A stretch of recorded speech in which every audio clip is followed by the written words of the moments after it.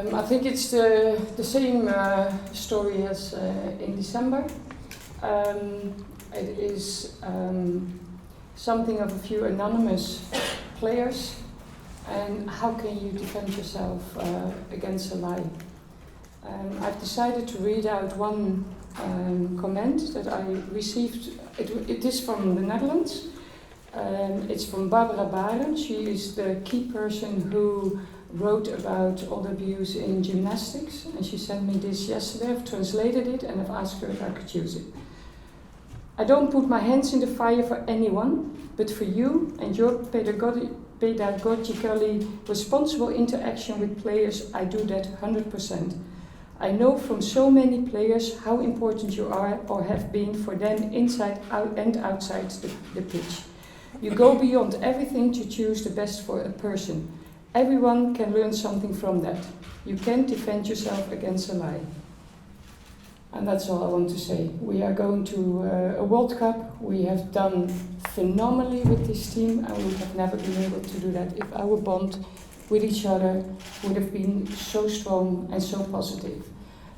So that's all I want to say about it. But it's going to be brought up again. This is your last pre-match press conference here. Will it be brought up in Australia again? This is going to surely follow you around during the World Cup. I'm afraid it will follow me during my life, and that has been the agenda of these players, and not only the players. Have you spoken to the players since the most recent allegations? Of course, I spoke with the leading players, they all said that they came individually to me that they hold my back. Is that right? Hold my back, and that nobody. I've asked specifically if they've ever experienced anything, and we're going to a World Cup, and they said no, never. But we are going to what is so fantastically. We have we lost European Championships in Ukraine, and back then we were sitting in the dressing room saying to each other, whatever happens, we are going to the World Cup. And that bond, and you've all been seeing and following that, has been so close that this team deserves that we focus on the World Cup. They've done everything they could to get there. They do everything to be ready, and this distraction, the timing of it is wrong. And the allegations are false. That's all I want to say. Katie, can I ask you as a captain and from the players' point of view, your reaction? We've been so busy. I think even yesterday when I think the off the ball stuff came out, we're coming from training back to dinner and then over to family house to meet the Taoiseach and the government. Of course it's a real negative distraction, but for us we're solely focusing on what we have going forward. We have a game against one of the top 5 teams in the world tomorrow here in Tallaght Stadium against France. A massive send-off game in front of our home fans that I wasn't able to play 2 weeks ago, so I'm really looking forward to be able to lead out the girls tomorrow with that. And we've got a massive 4 or 5 weeks ahead of us in Australia, and for us, yes, of course, it's a lot of external noise, but our fully focus is on these next few weeks. And keeping together as a group. And as a group, do you fully support Vera Pauw as your manager? Yeah, we've built something over the last 2.5 years, you know.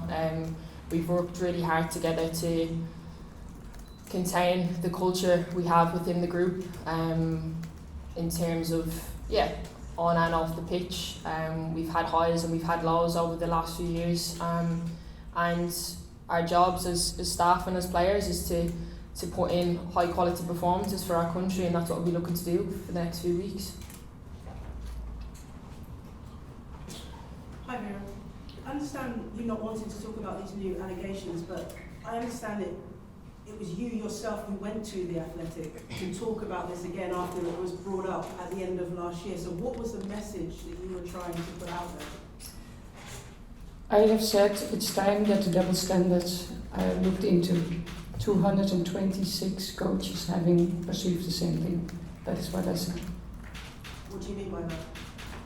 What I said in April, that 226 female coaches in the US have experienced the same thing. And that is what I said when they came to me with some kind of investigation about player safety, which I fully supported and immediately cooperated in. And I said, when are you going to do something and support the coaches? And what are you going to do about the double standards? That's what I have said, nothing else. So you feel that if you were a male coach, the reaction to this wouldn't have been the same? Or go through the allegations and just put Pep Guardiola or Louis van Gaal or Mourinho in that, then you would actually laugh about it. Because it's all about coaching. It's all about coaching. It's not about anything else. So I don't want to go into the details because it is nonsense, it's untrue. And as I said before, there's great safety in the truth. And that truth is with me, and the people around me, the people who know me, the people who saw me working know that it's not true. There's not one single person who knows me for a long time has put any question mark behind it. So that is my safety, and that's what I'm carrying with me. I need to have my full energy for these players, and many players came to me to support and to ask what a crap and what a nonsense it was, because they know me so differently, as well as from all the other teams that I've been coaching. So I want to leave it with that. I will never win from a lie.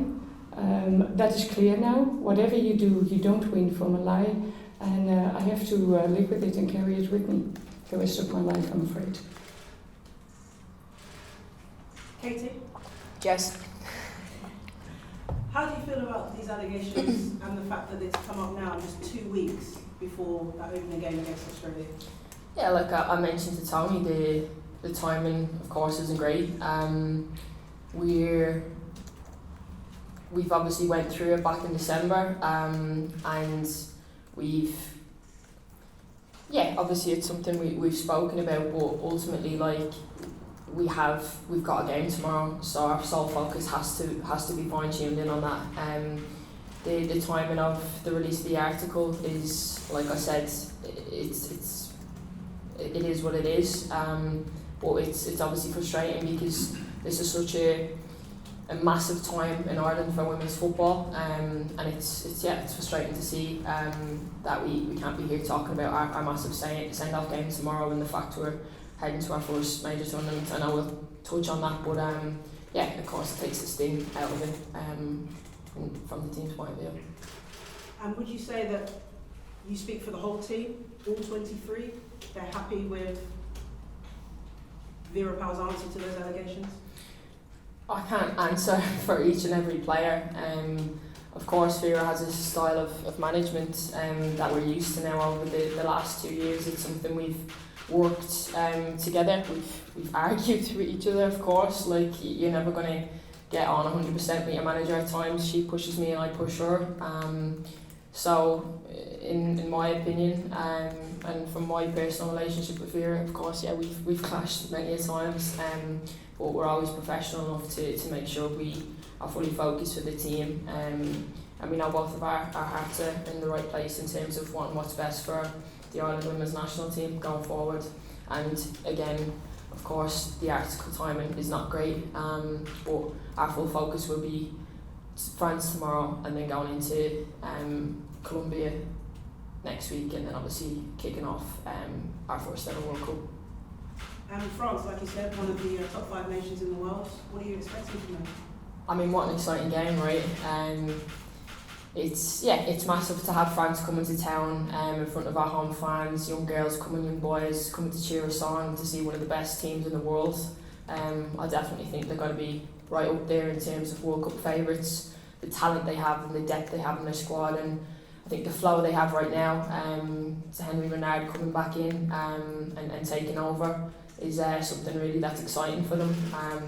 We've looked at a lot of footage, and they've got a bit of everything there. They're physical, they're quick, strong and quite good in small areas in terms of pass, and so we'll have to be on full alert tomorrow to make sure we can stop them and try to get positive results for our fans. And Vera, how difficult has it been to prepare for this France game, knowing that they've only recently changed their manager themselves and perhaps have changed their style of play? They have played a few games under him, so that is enough to know what changes there are. The players are more or less the same, we all know them. They are very fast, they're very good in their quick possessional play, they're attacking over the wings in the rotations that they use, getting beyond the defense. So we know what we can expect for tomorrow. Thank you. Vera, just to follow up, Katie said that the timing of the article is what it is and that there's an issue with it. But why did you approach the Athletic 3 months out from the World Cup?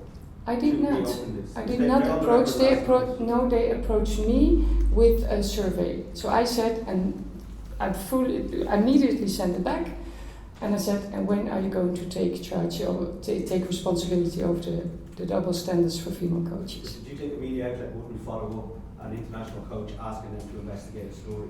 No. You thought they wouldn't do anything, or Sorry?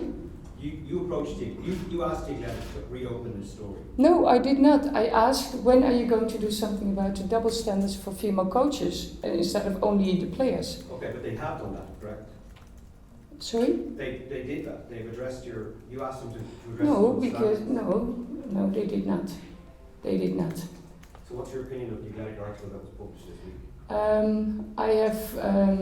I had to answer. I did not want to answer. I said I'm not going to answer this because they were doing the same thing and getting the same allegation instead of going into double standards. And so I did not want to answer, but then they said, well, we're going to write it anyway, so what do you answer now? I've got a whole list of proof of support of players of use and dash of what happened is not used. So there was also there an agenda. But was this story not gone away? It seemed like it had calmed down and it wasn't going to become an issue like the day before you leave. No, I was not. I was flabbergasted that this was coming back to me. The only sentence that I said was, when are you going to deal with the double standards for female coaches? 426. That's the only thing I asked. So we're still in the live section here, so we're finishing the live. Can I just ask one question on the team? Vera, everyone's fit for tomorrow? It came through in an email earlier. Sorry? Everyone's fit for tomorrow? Yeah, I'm very proud, and not even a muscle injury. And what can we expect from the team? Is this going to be close to the Australian starting team for the first game? Of course, it is a friendly game and a preparation game, but we're going to start with what we think is at this moment the strongest lineup. And Katie, a quick one for you, just in terms of coming out tomorrow, it's final game on home soil. There's already a massive amount of people going to be travelling over. What would you like to say to, I suppose, all the girls and boys that are going to be watching tomorrow and thinking, God, that could be me? Yeah, I mean, like I said, it's still such a special feeling. For me personally, I've obviously seen it 2 weeks ago when the girls played Zambia, just being around, meeting the fans, getting pictures and being there. But I haven't actually played in Tallaght since the Finland game, which was last September. So no, I'm so excited. I can't wait. I want everybody to enjoy tomorrow. It's going to be a fantastic occasion, and I hope it really sets the precedent of the buzz that hopefully we can create for the nation when we go down to Australia. If you're not on the bandwagon yet, get on the bandwagon. I'm so excited. Are you the bus driver? Sorry? Are you the bus driver? I can drive the bus, yeah. But no, honestly, there's a squad there of 25 other players that are so excited to come here tomorrow and to play and to perform. The girls have been tremendous in how hard they've worked over the last couple of weeks, through the highs and lows, but as well obviously with the disappointment of some players, you know. So it's been a crazy 4 weeks, lots of hard work, and we're just hoping we can put on a show and showcase ourselves in front of our home fans, which is always a really proud thing to do. Okay, for live or just one quick one. Katie, some people were having questions raised as to the FAI statement they supported there when the initial allegations emerged or the allegations. So I can't hear you, sorry. Sorry, they're having questions raised as to whether the FAI's statement to support there back in December when the report came out initially was sort of too quick, whether they had kind of done enough due diligence on that before they put it out. I just wondered if anybody from the FAI has asked you or any senior player what your impression was of the situation before they put out the statement. Yeah, I mean at the time, I think it was December. Yeah, December. There's always sort of constant dialogue. I think we've never really had that dialogue in the past. Not just in regards to obviously the situation in December, but in general, there has been open dialogue and there is conversations that do go on, and yeah, which obviously then the FAI then chose to release a statement. But there is constant dialogue between the women's national team and the FAI, and that relationship has grown over the last few years and will continue to grow, and we'll be as transparent to them like they are to us, which is obviously a nice thing, because we know we can speak up, and our voices will be heard. You just mentioned a couple of times the 226 coaches. The 226 coaches you referred to a couple of times. What exactly is that referring to, or where can I find more about that? That is the coaches that have been fired in the US over the last 2 years in college, university and professional, female coaches, soccer, with exactly the same allegations that were handed to me. So again, just put a male name in it and look at it again, and then you have your answer. And do you feel in this position it will be helpful to you if the Irish players could make some statement of support for you? They've done that to me, so I mean, I did not ask for it, it came to me. I think the first thing I did was of course, but like any internal conversations will happen internally. We are focusing on a massive game tomorrow and a massive tournament and 5 weeks ahead for us, and that's our job, and that will be our focus going forward, and those conversations will happen internally.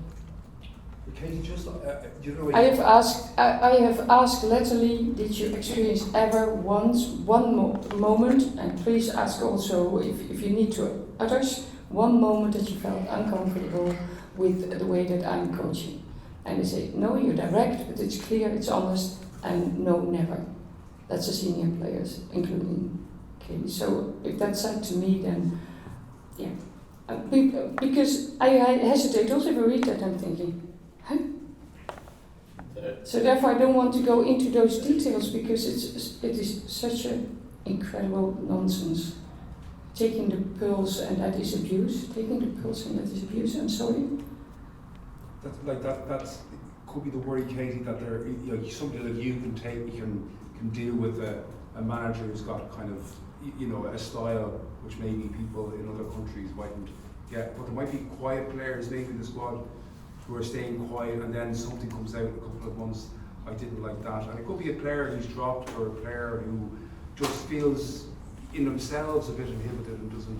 And I think that's probably the concern that maybe people might have, that the World Cup will happen. It's all clappy, but then in August suddenly a player goes, well, and then it starts again, Would you have that kind of worry, or would you recognise that kind of worry is around the place?